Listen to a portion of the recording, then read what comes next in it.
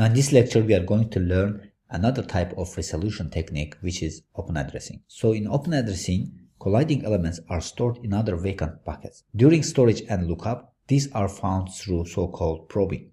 So the first type of open addressing is linear probing. So in the linear probing, it places new key into closest following empty cell. So let's look at this example to understand it very clearly.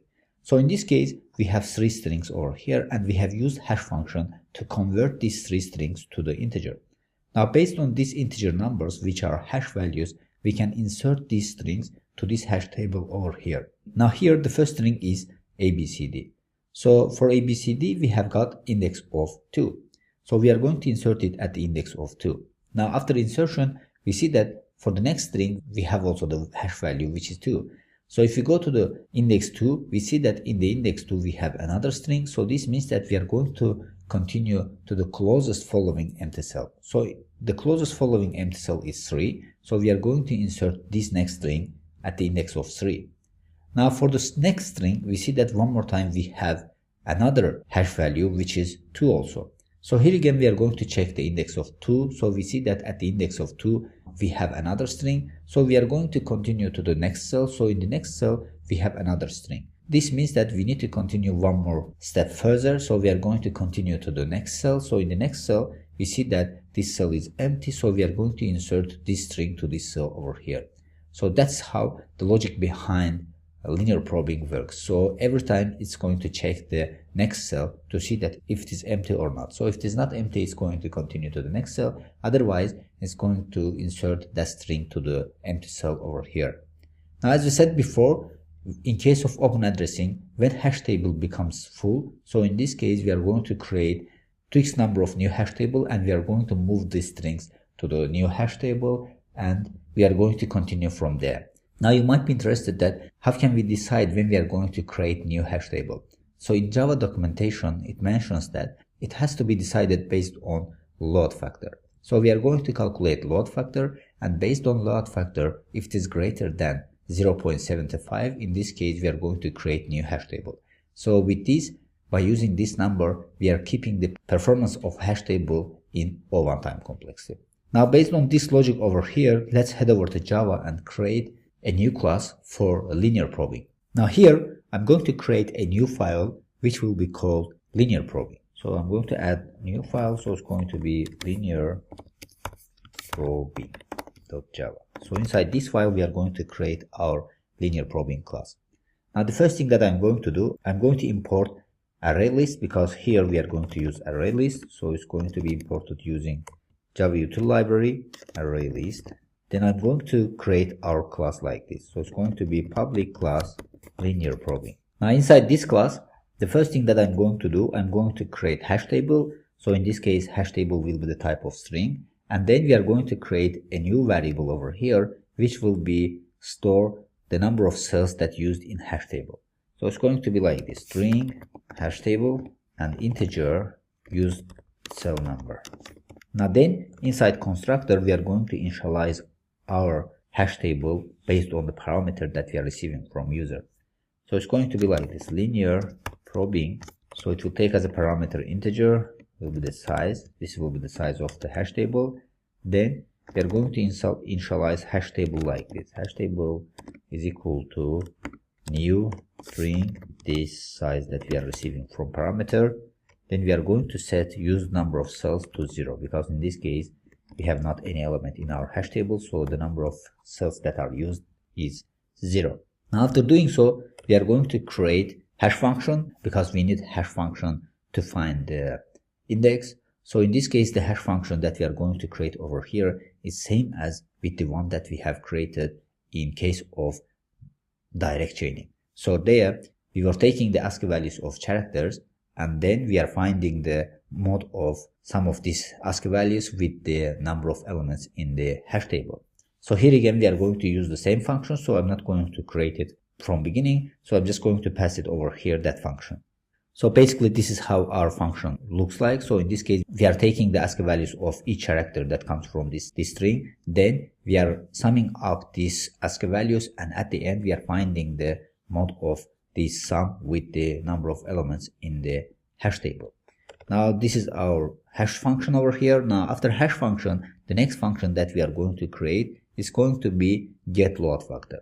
So get load factor will be calculated based on the number of cells that we have used over here and based on the hash table length. So after getting load factor, we are going to create another function which will be rehash function. So based on the load factor, we are going to do rehash or not. So let's go ahead and create load factor method. So it's going to be like this: public double. So it's going to return the double type of number, because in this case we are going to calculate it based on the number of cells and hash table length. So it's going to be like this: get load factor, and it's not taking any parameter. Then it's going to be like this: we are going to create a new variable over here which will be the type of double. So it's going to be load factor, and it will be calculated number of used cells multiply with 1.0 divided hash table length. Then at the end we are going to return this load factor over here.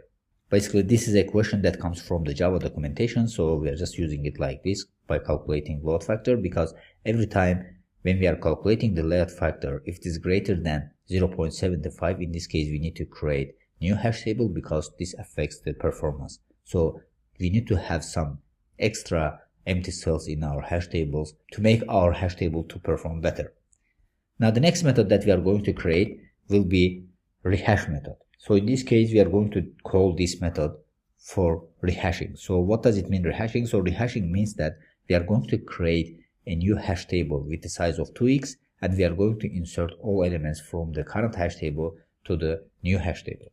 So our hash table will be like this. So it's going to, I'm just going to comment it over here like this: rehash. So here we are going to create it like this: public void rehash keys. So it's going to take as a parameter the string that we want to insert to the hash table. So it's going to be like this: string word.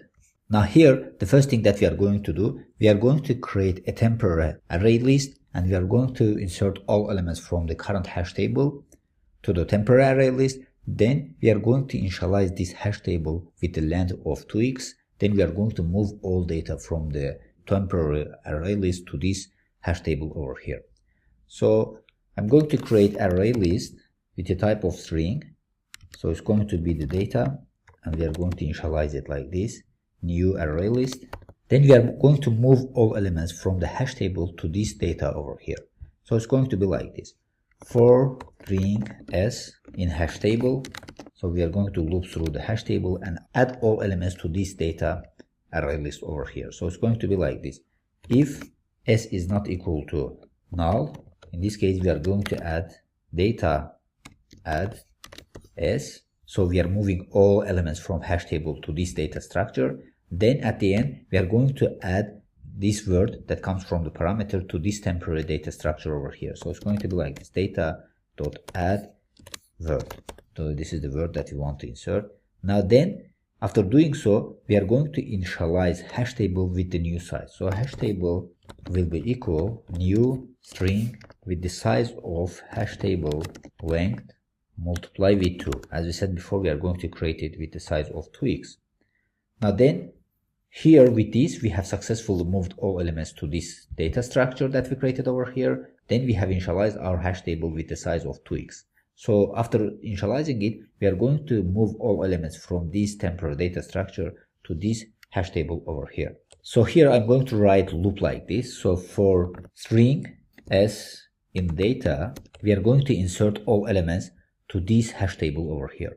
Now how can we insert all elements to this hash table over here? So here we cannot insert it because we have not created our insert method in hash table in this case. So I'm just going to comment it insert in hash table. Now after this method we are going to create this insert method. So I'm going to call this insert method that we are going to create in this rehash function over here. Now here when we are calling insert in hash table method, we are going to increase user cells in hash table.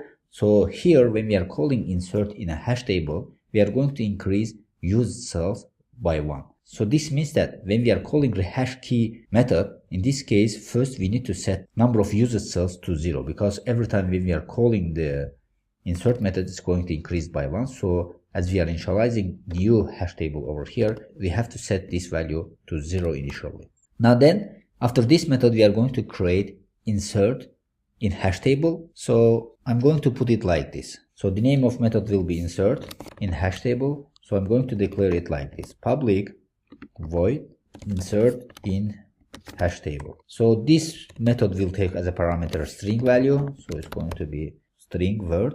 Then we are going to implement the logic over here. So as we have created this function over here, we can easily call this function inside this loop over here inside rehash function. So it's going to be like this: insert in hash table with the parameter of s, because in this case it is inside loop, so it's going to be s.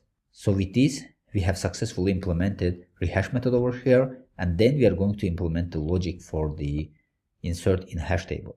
Now here, the first thing that we are going to do, we are going to get load factor.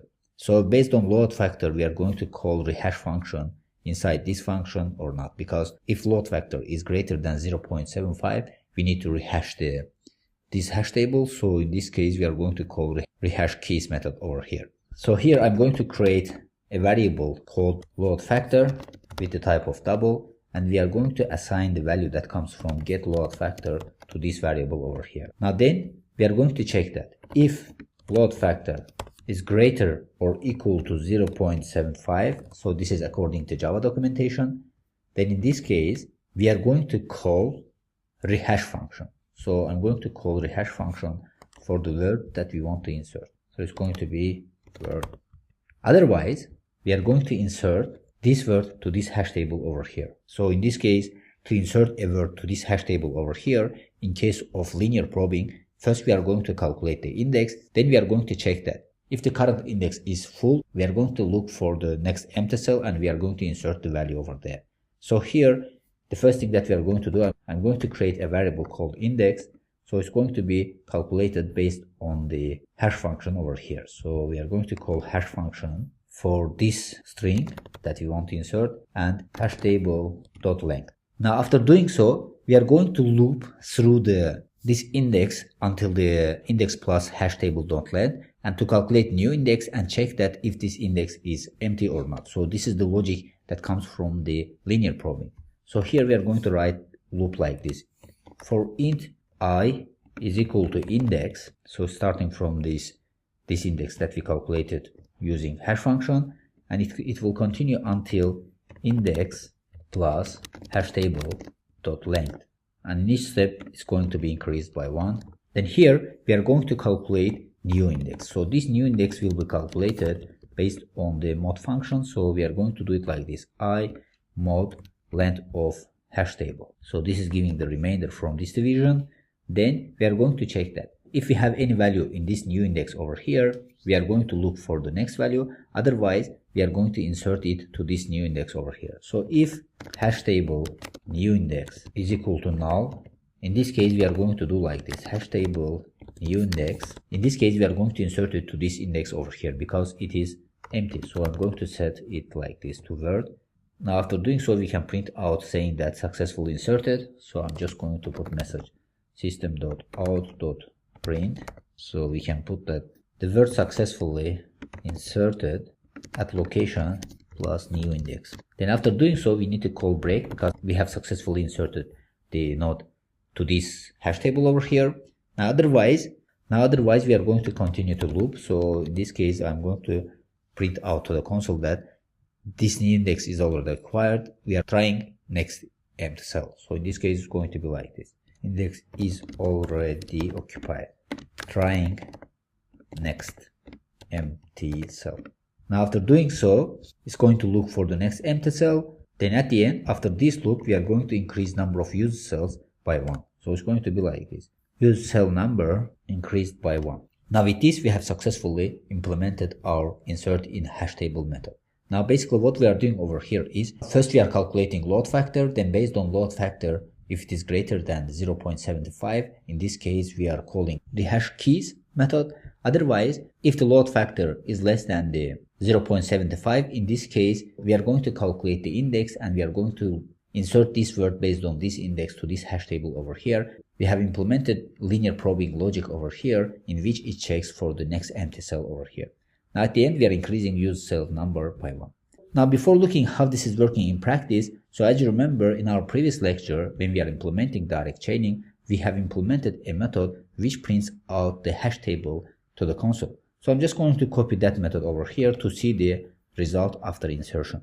Now this is how our method looks like. Basically what we are doing over here is we are just looping through the hash table and printing out their values to the console. Now let's see how this is working in practice.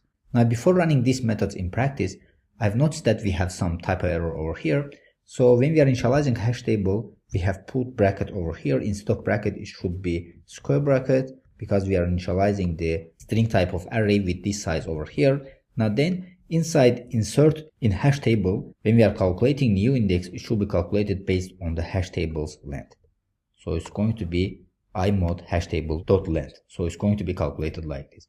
Now after doing so, inside main class, we are going to create the instance of linear probing. So it's going to be like this, linear probing, and I'm going to initialize new linear probing class with the size of 13.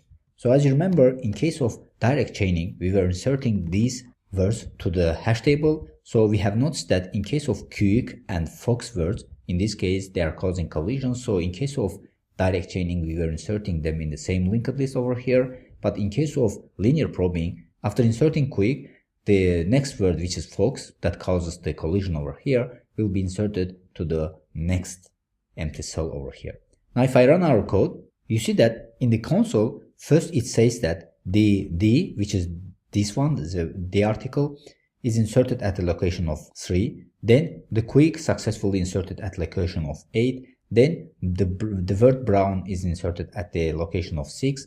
Now when it comes to Fox, it's calculated that the index is 8, and it says that 8 is already occupied. We are trying to next empty cell. Then the next empty cell is the index of 9, so that's why Fox inserted at the index of 9. Then the last word, which is over, is inserted at the index of 2 over here. Now if we look at our hash table over here, we see that all words are inserted to this hash table over here. So here you can easily see that for Quick and Fox is calculated the index of 8. So 8 was occupied after Quick inserted over here. Then it is inserted at the next empty cell, as we discussed in case of linear probing. So the logic behind the linear probing is implemented over here successfully. Now with this, we have come to the end of this lecture. So in this lecture, we have implemented linear probing with insertion method. Now in the next lecture, let's implement search method and delete method in case of linear probing. So see you in the next lecture.